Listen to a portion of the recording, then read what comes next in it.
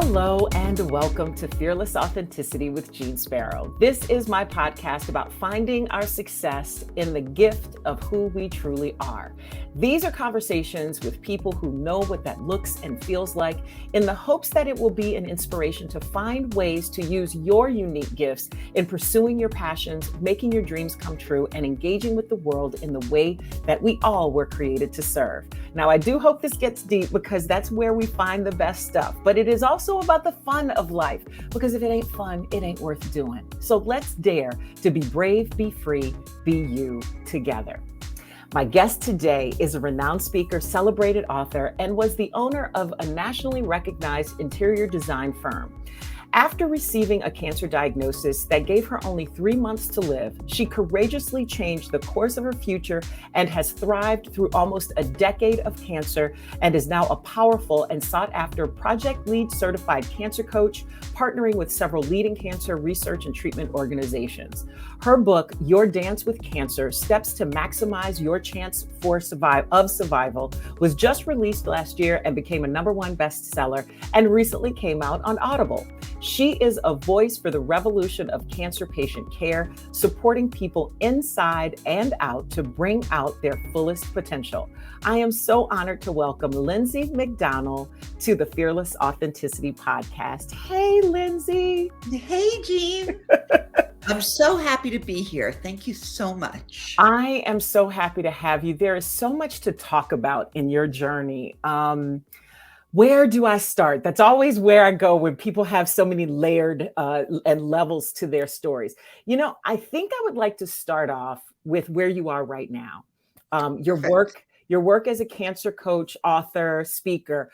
What does that actually entail, especially the cancer coach part, for people who don't understand what that is? And how did you shift from being a patient to doing this as your life's work? So I actually, after my diagnosis, right away, I wanted to be a cancer coach because I saw the way that I handled it, and I knew that I could bring support to other people. I didn't end up coaching until about 5 years later, after a lot of research, a lot of learning, and really being a cancer coach is my absolute favorite thing to do in the world. It's a hard place to be, but there is so much joy you can find in it as well. And people don't really look at it that way. And what actually how do you bring people through their journey? Like when people call you, it's usually, I'm assuming, after they've gotten the worst news of their life, and somebody has potentially the worst news of their life, and somebody's recommended that they call you. What happens next? Like what is that? What is that like? And what is your goal with everybody who calls you? And you're going to appreciate this because the role that you want people to get to is to be able to deal with this from their authentic center. So you're going to appreciate that part of it. But it really depends on at what point people call me. It can be right after their initial diagnosis. More likely, it's when they've run out of treatment options and they're stage 4 and they don't know where to go from there. Sometimes it's in the middle where they have gotten rid of their cancer, but they're absolutely terrified of it coming back. And what I teach in all of them, what I coach in all of them, is not to live out of fear. Because if you're living out of fear, your curiosity is going to be completely crushed. And if your curiosity is crushed, then the joy of life is going to go right out. Your ability to see things clearly out the window, your ability to deal with doctors as a human and not have them see you as a disease goes way down. And they need to be able to regain some of the control and power that they felt in life, but not from an ego standpoint, from their heart. because Oh, from there, you're going to go further. okay, let's dive into, because you're talking all my I favorite know. words in the world. I mean, the synchronicity between our work, and I don't know if I would have seen it had I not read deeper into, especially your book. I want to put that on pause, that part on pause for a second, and I want to dive into those two words because you talk about fear, and fearlessness is so important to me, and so is authenticity. So tell me what those two words mean to you, especially in terms of how you work with people and what it has meant for you in your own journey. So, in my own journey, I learned pretty quickly that I could not use the tools that I'd gotten through my whole life using, that had been developed not necessarily from my heart, but for success, where people could look at me and they could see whatever it was that I was putting out. And that was not going to work for keeping cancer at bay, because for keeping cancer at bay, there were no tools that I was going to use from my previous life. Um, so I had to learn to let go, be able to use them if I needed them, but to reach deeper into the toolkit and find another path, and which I was able to do. The fearlessness part and authenticity, it's the same thing. In this particular world that we are living in, we all, or a good portion of us, are living out of how we want people to see us rather than how we are. And from that position, unfortunately, your authentic self gets hidden. And people, they see what you want them to see, maybe. I mean, it's funny because without your authenticity, what they're seeing, you may think it's what you want them to see, but you need that little extra piece in there that's really you. And so, what I teach people is how to get back to who they are, and to having to stop listening to their whole world telling them what to do. I had a woman recently, she just couldn't keep up on what people were telling her to do. And I'm As like, part of her treatment, you as mean? part of her treatment, as part of her life, don't eat sugar, take this supplement, take that supplement. Not just what the doctors were saying, but all the anecdotal evidence that people had heard, or my aunt had this, or whatever. And she was so confused that she could not get away and get back to what she felt about things. And she was on a hamster wheel of, should I try this? Should I try that? And there's no peace in that. And in this particular disease, peace is an extremely important place to get back to. Okay, I got to unpack a bunch of stuff you just said. First of all, it's interesting how we equate success with what we think others want, when in reality, and it sounds like you agree with me on that, that Yeah, the real success comes when you are authentic, because then it's easier, it's peaceful, like, as to use your word, peaceful. There's an it's ease to joyful. it. Right. Because it just comes up naturally, and you feel empowered by it. But what's fascinating to me is how the cancer journey laser focuses that, it sounds like, right? And I have several friends who I have walked with them on their cancer journey. And that last piece, and I'd never thought about how that plays out in our everyday life. But that last piece about not wanting to, not knowing what to do, getting confused because so many people are telling you things, that happens in our careers. That happens, when you have a baby for the first time. That happens when, I'm trying to think, when you start a new career, when you transition into something else, or you add, it happens to all of us. And it's interesting how the life or death nature, very, very viscerally, of cancer brings that into a focus that I don't know we're able to see any other time. What do you think it is about the cancer journey, in addition to the life or death part of it, what else happens in that journey that makes you go, I gotta let all this stuff, other stuff fall away? Or is it just the life and death part of it and facing that? Life and death is an interesting, that's two extremes. For a lot of people, it's not life and death at that moment. They may think it is, but soon after, they will find that it's much more of a journey than an extreme. And what happens is they do not feel in control. And all of us in life are thinking that we're in control. And as I said before, we have tons of tools that show that. And we're stripped of them. And all of the sudden we become, especially in doctors' offices, a disease rather than a patient. So you can be as smart as you can be, and it's not going to necessarily get that doctor to treat you like a human.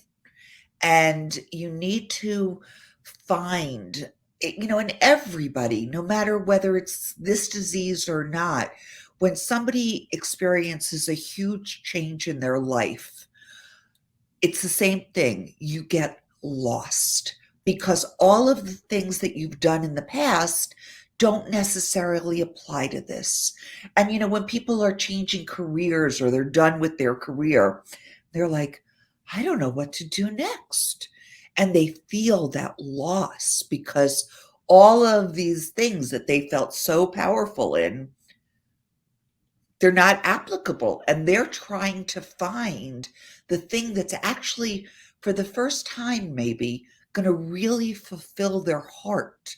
They may have been very good at their job, but when they're starting to change careers or change their thoughts on careers, having that time of, who am I? What is it that I want to use my authentic powers for, my gifts? Because from there, they already know they've been successful. So from there, it's adding sort of a purity of spirit, I'm going to say. I love that. And I also feel like that sense of control over our lives is such an illusion anyway. Like we Oh, really never had it anyway. And then it's sounding like this particular journey is what strips that illusion away. And very few of us have those opportunities unless we're forced into it. Although one thing it makes me think about though is about the COVID quarantine, you know, that 3 years. happens. Yeah, 3 years ago. And I actually think that's what a lot of the, what is it they're calling that I hate right now? Oh, that quiet quitting. I hate that word so much. But also the great resignation. Like people are like, you know what? I'm tapping out, not only because you put me on furlough or I was working from home and I'm tired of it. I also realized this isn't fulfilling. It sounds like that's a parallel. It was a parallel. And I was so thrilled that it was a parallel because cancer in particular comes with a stigma. Okay. People look at you, oh, what did you do that caused this? I mean, I hate to say it that way, but it's in the back of their mind. Or, oh, I feel so bad for you. The pity. But they don't relate it to themselves. In fact, they don't want to be you. They don't want to be in that position of lost. With the pandemic, I was like, yes, the whole rest of the world gets to feel what I've been feeling for 8 years. And it's an equalizer. And that equalizing, if we could just get people to realize, whether we're in a pandemic or not, that we are equal, then the world would start to change. You said a mouthful there, Lindsay. I think it's a gift. I think in a lot of ways, while we looked at it as a punishment when it It was a first gift. happened, it was a gift. And in so many ways, because for me, as many people who know me No, I lost my dad early in the pandemic to COVID. And so I did look at COVID as something to fear, as a punishment of some sort, and trying to figure out that. And it is amazing to me that, these years later, that I am able to see it as the gift that it was, because it shifted everything for everybody. And I think that change is difficult, but it pushed us all into a place where we needed to do that to be able to make the world a better place. Like, everybody's still working through it. It's still a I was mess. say, we're not quite there yet. But we've got to work on it. Now, when it comes to your book, you released it last fall. It just came out on Audible. Advocacy feels like it's at the core of your work, especially when it comes to a personal empowerment and inspiration that's embedded in that kind of work. And you also have some very concrete advice about seeking treatment in your book and how to manage that. What was important to you, though, about writing that book and encouraging more people? Because it sounds like your work one-on-one has been very empowering, but how does the book enrich that or expand that? Well, I think it does it in three ways. And my book is actually put into three different sections. First of all, I'm a 9-year metastatic breast cancer survivor with leukemia. Okay. God bless. God bless.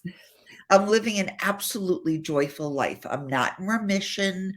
No evidence of disease. I'm just living with it. And for a lot of people, they think that's a death sentence. And I don't believe that. I mean, maybe one day that will be what takes me out. I don't know, because I don't forecast the future either. There's no point. So there's that part, which is extremely motivational. And that's what people have told me. That's been the feedback. The other part is I give them a bunch of resources, but with the first part, teaching them how to use those resources. In order to be a very good advocate, a fearless advocate for yourself, you do have to do a little research, because you need to be able to understand what people are telling you, to weed out things, to weed out what the doctors are saying, or know what to listen to know what to do when things aren't going right. I always have a plan B. So, unfortunately, during COVID, my best doctor died from COVID. So that's been a huge thing for me to know, and having to find a different plan B. It wasn't my regular oncologist. It was when I went out of the country for treatment. And the third part of the book are self-care practices that everybody can do, whether it's meditation or journaling or community, whatever the things are that support you in the world, to really put a bead on that. And, honestly, we can all do with it, because all of those things are meant to bring you back to your center. And from your center, there's enormous power in there. I'm sorry. I'm doing my happy dance because I stumbled upon the idea of self-care as self-empowerment during the pandemic. And I started posting about it. I have this thing I call Self-Care Sundays. And at first it was just about sharing my journey, but people started really, responding to it. And one of the things that I've learned along the way is that the better we take care of ourselves, the better we're able to show up in the world in whatever way we do so, whether it's for the people we love, whether it's for our work. And in this case, clearly about our health, that's related to it. And it was funny because a lot of people, when I first started talking about it, was, well, I can't manicure, pedicure, and massage my way out of it. And I said, wait, you're misunderstanding what self-care actually is. Pampering is a part of self-care for sure, right? But it's a part. But it's just a part. And I would even argue a small part.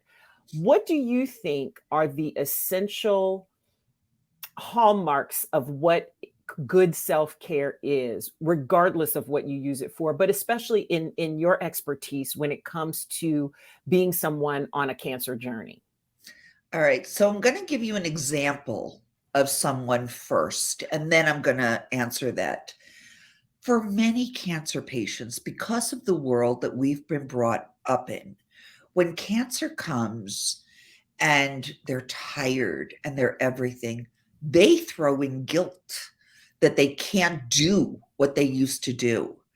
And honestly, if they are tired, the best thing they can do is to get into bed or to do whatever it is where they can find nourishment for themselves and to not feel guilty about it, because that is self-care.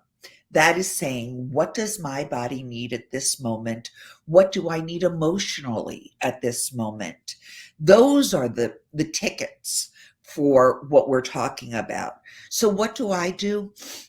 I very often have people make a list of what truly nourishes them. When are they in flow with something? I love that word. When are they they're listening to some music and they're like, this is it. I love this song. I just did a blog called Sacred Spaces. For me, when I started this, my self-care was a pillow. I would lay my head down on a particular pillow and feel the world go. So I make a list. I have them make a list of all of the places that they go, ah. And then I also have them make a list of the places that stress them out, the things that stress them out. And we look at it and we say, what can we do to lessen the stress outs and make more nourishing things? And then we have to live it. And that's one of my cores right there. It's like once you say it, then you have to do it. I love the intentionality of that. And I'm sure that some of your clients that you work with have had a hard time identifying one or the other because of that guilt, right? Because sometimes we think we get caught up in, I should enjoy this, but I don't. It drains me more than others. And that's kind of when you see the people who belong in and out of your life, or the people who are drains and the ones who nourish. And that's hard. And when it's funny, I got a review from somebody once that said, Lindsay has allowed me to go back to living my core. And because they'd been struggling with, oh my God, am I doing this right? Am I doing this wrong? And she said the release was unbelievable.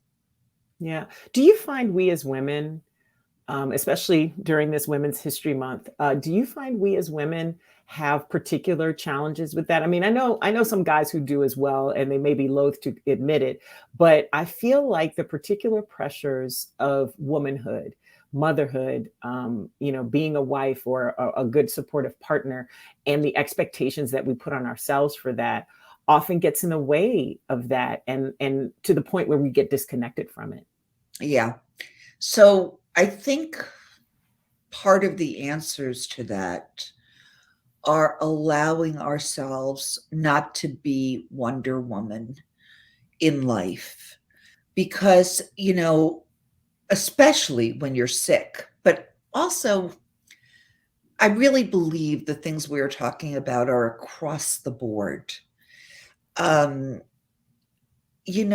able to ask for help and not think less of yourself. A big switch in this will be when people truly understand their value as a human, and not just because they're a great mom or a stellar teacher or whatever. It's because they exist in this world. I always use the theory of tribal.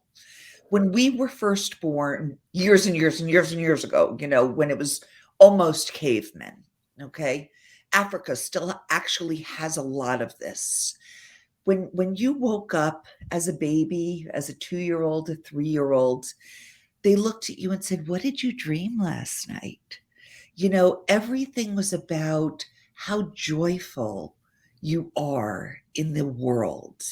And that continued. The tribe was about supporting you as you were about supporting the tribe.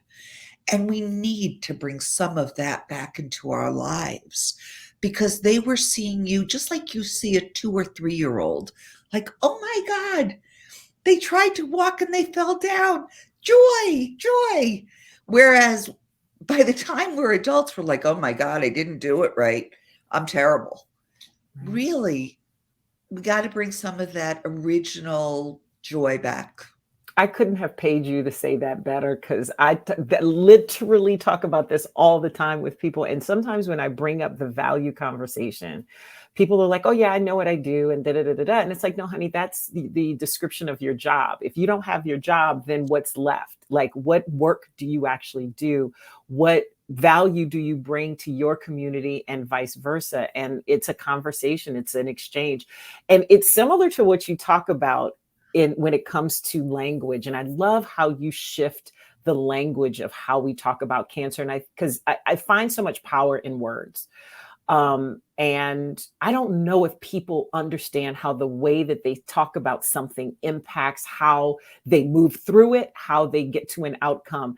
But I see it all the time. And I think the way you talk about cancer, the different way you talk about cancer, and very specifically not using war words, fighting words, battle words, you call your cancer journey a dance. And I would love for you to talk about that word choice, how you got to it, what it means to you, what you communicate to the people you work with about it, because I think it emblemizes the if that's even a word, the what happens and how it's different. I'm happy to address this because this is my favorite thing in the world. So what I realized early on, and I wouldn't have known this before I was diagnosed, but now that I know it, it applies to everything. I realized pretty quickly that, first of all, fighting or battling was exhausting. Just the words of it were exhausting to me. And also, there's a winner and a loser. And I was not willing to look at cancer like that. If somebody said to me she lost her battle to cancer, I was dead, I'd have to like sneak into their room at night and like poke them in the eyes or something. We call that pulling your toes. And I'm from Louisiana, and we always go, don't do something wrong by somebody who's passed on because they're gonna come in the night and pull on your toes. Exactly.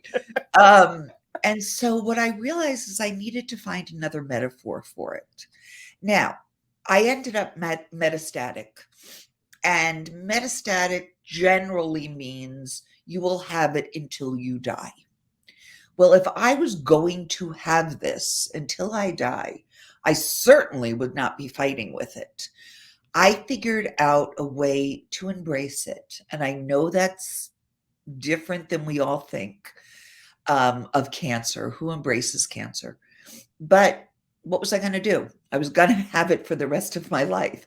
So I welcomed it. And I said, okay, cancer, you and I are partners. We need to figure out how to get through the rest of our lives together. And so we are going to dance. And I may dance you out the door someday. But in between, we may have to learn new steps. I accept that you're my partner. I'm going to accept what you teach me, because certainly cancer teaches you a whole lot. And I am not going to put up a wall. And sometimes, in my journey, there have been plenty of times where the steps got really messy and I had to sit us back down on the bench, have a conversation, and then get back up and dance again. But it made it so I wasn't so afraid. And fear is such a crushing emotion when you're dealing with anything that's really hard, that I had to come up with a different way. And that's another thing that I try very often to coach people on. I absolutely love it, especially when you talk about, zero sum games, because uh, very few things in life are zero sum truly, right? Unless it's set up to be that way. And I love what you say, that I read I want to say it was in some of the materials for your book, where you said that um, when patients, quote unquote, lose a battle, it's as if you're saying they didn't try hard enough or long enough, or that they didn't find the right resources. And therein lies that blame game. That Or, stigma. yeah. And I remember a time when I was young, growing up I was born in 70. So in the late 70s, early 80s, when I first heard about cancer, it was always whispered. Yeah. People didn't go to see folks who had cancer in the hospital. They wouldn't talk to them or touch them. And it's and then I see it again, later in the 80s when, HIV and AIDS came around. And it's interesting how we think as humans we can avoid all these things, but then those lessons still come right back to us. And I wonder how much more energy we would have in general if we just stopped fighting things and do a dance with them and see what we learn from them. Like I see so many parallels in your work with just everyday life. Like even as somebody who's not had cancer, I thought I did at one point, and luckily what they found was benign. But in the back of my head, I had to go through some of those initial things that, while I was waiting for the results. And then it becomes a question of how are you going to deal with this? And fighting, I don't know what that solves at this point in my life. No, but I also thought of something while you were talking. There is tremendous beauty in people that have been through things in life, whether it is cancer, a death of somebody, a million things. The layer of depth that brings to a person is phenomenally beautiful. And people that are scared of being with people or not being with just happy people, they're missing out on the depth of a person. And that depth of a person, when we can have those conversations with them, the world is a much more rich place. And who doesn't, if they only knew, who wouldn't want to live in that place? Not that they need to be the ones with cancer, but to be able to look at another without fear or judgment and to see what they've been through. Who wouldn't want to live there? I always say, instead of saying, how are you, when you meet somebody, it should be, who are you? Yes, ma'am. Yes, ma'am. 1000%. My therapist calls that you promote your pain into wisdom. Yes, and it And does. and when you are able to share that, and I think this goes back to the authenticity that we're talking about, both in your instance, talking about it through a cancer journey, and the way I talk about it through our work and the way we live. That's what the authenticity, the gift of that authenticity is that the things that we've been through become gifts to somebody else, and maybe they don't have to go through that. And maybe it advances them on their journey. You never know how people are going to use the things, but having that door open, Lindsay, is such a beautiful thing. And wow, so many gems so far in this conversation. I still have more stuff I want to talk to you about. I want to go back to the career transition piece of this, because we talk about how, that loss of control can happen in that. But you yourself went through that when you decided to become a cancer coach. And so in some ways, I don't know if you consider it a second career for yourself. I consider it a fifth career. A fifth career. Okay. So you've done some transitions, because you had an interior design firm when you got your cancer diagnosis, right? Yeah, I did.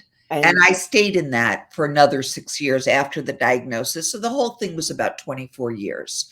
Wow. Before that, I had done many things.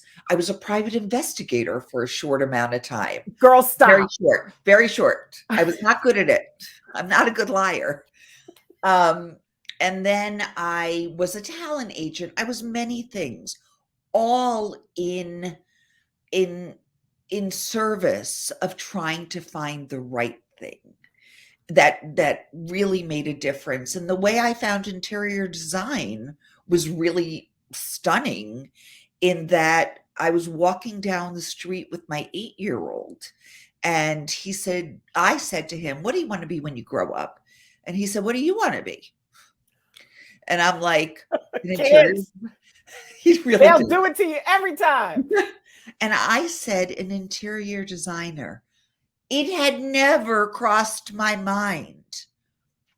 I went to school for a year. I had my twins, and I opened my own business. And for 24 years, it was a glorious, excellent business. And 4 years into it, I realized that I was being driven by ego, and that the whole world, the whole weight of the world was on my shoulders, because I wanted to make sure that they loved it and their friends loved it and all the stuff. But I got to tell you, they do not call you every day and say for the rest of your life, "I love my living room. I really love my living room. You did an amazing job at my living room." And I had to realize really what my power in that relationship was. And what I realized was, good thing I had good taste, but it was really about communicating with the client and my ability to get to know them and see who they were. What did they want? Somebody once said to me, "Wow, how did you know what to do? How did you make that for them?" I didn't. I made it with them. And with them was a totally different thing. And when I got cancer 20 years later, or something like that, one of my old clients came and said, "I want to take you to lunch." I hadn't seen them in 18 years. I said, "That's very nice." And I said, "Why?" And she said, "Because you forged a relationship with us, and we want to give it back." Wow. And you know what's interesting to me is I see a through line, and similarly to you, I've had many careers and things, and people try to make sense of it. I'm like, just don't. But what I think a lot of people forget in career transitions, for those of us who go through them on a regular basis, people always feel like they're starting over. And it's like, and I always tell people, no, you're not, because whatever you learned in that first one led you to the next one, led you to the next thing. Because like I see, because I know people in your past careers, I'm like, I see the research element of what you do now in the private investigator. So even though you couldn't lie, I bet you knew how to find stuff out. In the talent agent piece, at being an advocate, because that's That's part of what right. you do, and negotiating things. And I went to law school. I learned how to research like nobody's business. I never practiced, but I certainly took the confidence and the knowledge of what I could do with me. And at one point, I was director of an art gallery. So if somebody said to me, "I want to buy a $30,000 table," I was like, "Go right ahead." I used to sell $1 million paintings. How did you see that as you went through all those transitions? Did you go through a phase when you did feel like you were starting over, or did you always recognize the thing that led you from one thing to the next, even if nobody else got it? Um, it took a minute. When I first came out of college, I was lost. I went to what was a motivational thing back in that time. It was EST. And they I don't remember why it was called that, but that changed my thinking a little, which got me off my butt to start trying things. And then somewhere along the way, even though I was successful, I did another motivational speaker thing. And it just shifted me completely and made me absolutely courageous to do whatever I wanted and to find the nugget in it and take it with me.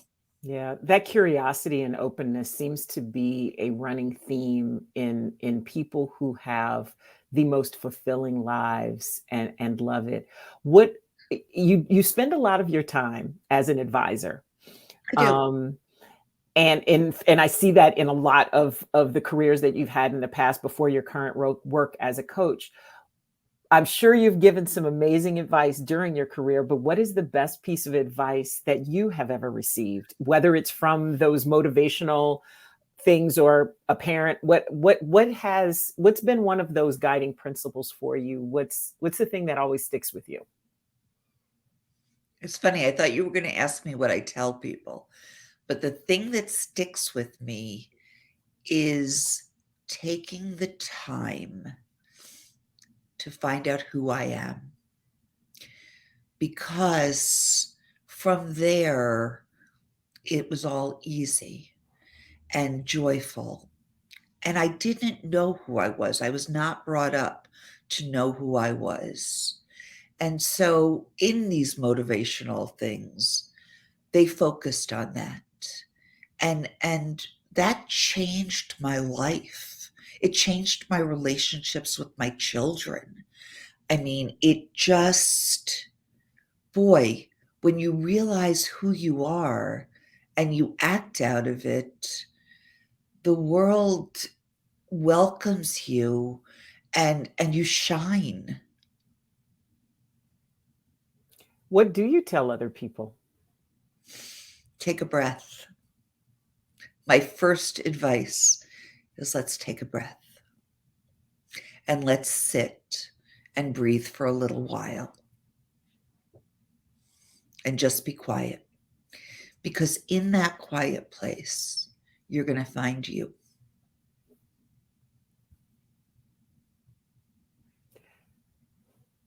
That's a moment, ma'am. That is a beautiful moment. Because that is the truth. I just saw a video online the other day where I want to say it was a research project that a psychologist did about love and about finding love. And it has all these questions that two people are supposed to ask each other and all of this. But I think the most powerful piece of that, at the end of it, you just sit there in silence, looking at each other. And how few times do we give ourselves that luxury with our families, with the people we love, much less ourselves. And think about in the love situation how important it is to know who you are. Because really what you want is for someone to see you as you are. Because then they get to love you as you are. Whew. Ma'am. My goodness. My goodness. All my other questions seem so unimportant now because No, that's the nugget. That's the nugget it right is the there. nugget. That is the essence of it all. Period. Point blank. Poof. It's when you're working with doctors. You have to know who you are so you can show them that you're not just a disease. You know, there's so in every place in the world, it's an entirely different experience when you get to enjoy it at that depth. Yes. And seeing them too, for who Yes, they are and and for seeing what they're trying to them. do. Um, My oncologists are some of my very favorite people. They're very good friends with me. When the one in Vienna died, I was heartbroken, not because my treatment wasn't available, but because that person wasn't available. because they are healers, right? Even They're though healers and they are people, and they were such a big part of my life, and I loved them. right. So I'm going to just move into my last couple of questions because I want people to sit with what you have said, as I want to actually sit with what you've said. I always ask people this, what is your proudest achievement so far? And what do you still dream of doing?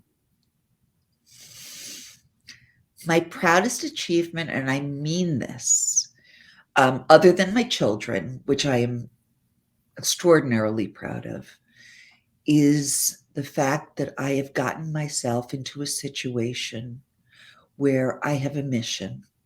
And I didn't go looking for a mission, it came looking for me. And the fact that I get to live in that mission, it's as if somebody gives me $1 million every day and says, do what you want with it, give it out, do whatever, because you are so, I know what I'm doing. I love being able to live this. Well, I guess you don't really dream of doing anything I else. don't. I dream of having more people. I do. I dream of changing the world into a kinder place. Hopefully, this gets me part way there. I think it does. I think it absolutely does. My final question that I ask everyone is, when do you feel, Lindsay, that you are at your best, truest, most authentic expression of yourself? Right now, when I am talking to people, that's it. When I am conversing with them, and particularly if we are talking about deep things, there's no place I'd rather be. I couldn't feel better. I'm sure it helps me stay stable in my cancer because it's joyful. I love your joy. You are an inspiration. Thank you so much for your time, your energy, for being you, ma'am. Thank you for letting me show people. You are welcome.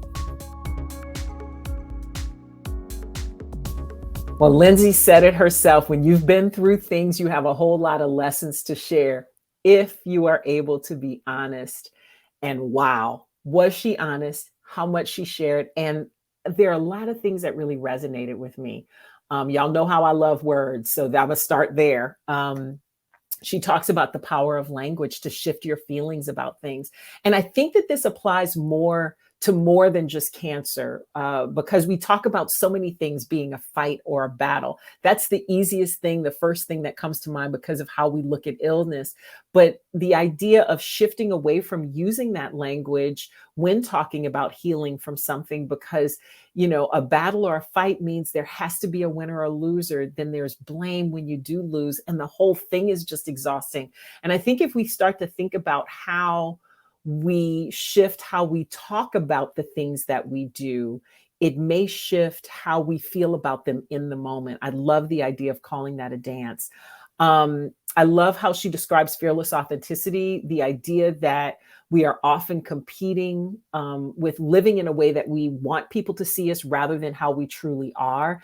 And it doesn't even work out that way anyway, because people will still see the things that we don't want them to, the things that we're trying to hide, that we're insecure about.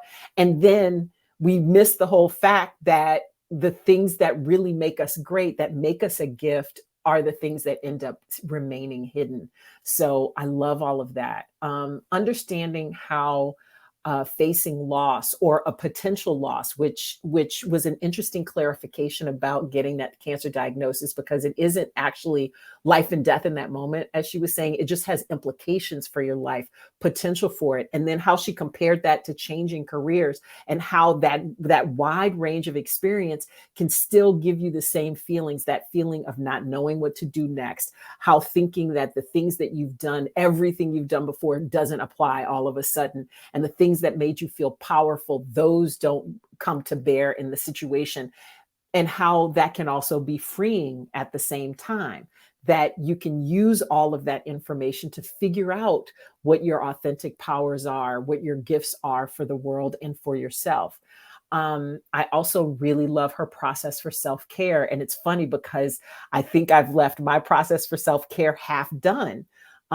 She was talking about making that list of what truly nourishes you when you're in a flow, looking at the conditions that are there, talking about creating sacred spaces, her favorite pillow. I mean, who doesn't love a good pillow, right? But I've done a really good job of listing all these wonderful things that nourish me, the most simple things. Like I really love swings, right? Like a swing at a park, I see it, I'm going to sit on it and remember being a kid and that free feeling like you're flying. Must be the Sparrow last name, I don't know. But the one thing I haven't done in that process for self-care is making a list of the things that stress me out, the places, the people, the things, the situations, the conditions, and being able to look at both of those lists and compare them and sit with them and choosing more of the things that nourish on a regular basis and less of the things that stress, and living with it. You got to live it. And that's another, call to action for me to walk it like I talk it. And the thing I think that struck me the most is this end result of the self-care journey, that you just sit with it and you become quiet. You go to this quiet place that you've created and take the time to just let it find you. And knowing who you are is when things get easy, and and being in flow and all those different things. I'm speechless. That conversation and so many things she said are going to sit with me for a long time. And I hope they do with you as well. Thank you so much, Lindsay, for sharing your journey, helping people with their dance with cancer, and for inspiring the rest of us to do the same, regardless of what our situations are. Please check out Lindsay's book and her website, Your Dance with Cancer. I appreciate you, my Fearless Authenticity listeners, for your attention and your support. I would not do this without you. And you also know I could not do this without my amazing production team. So thank you all so much for your hard work every week. I really appreciate it. Please share, like, rate, review, download, and subscribe this episode and any other episodes that you like. It's available everywhere you get your podcast, including on YouTube. You can find that at Ms. Jeanne Sparrow, as it is spelled right here in the corner with the extra N and E. Ms. Jeanne Sparrow is also where you can find me on Facebook and TikTok. At JM Sparrow is where I am on Instagram and Twitter. Drop on by, say hi, leave me a line, a comment, a question, a thought, a suggestion, a compliment. Every now and then I need a boost too. So thank you if you have done that. This has been Fearless Authenticity with Jeanne Sparrow. We'll see you again soon.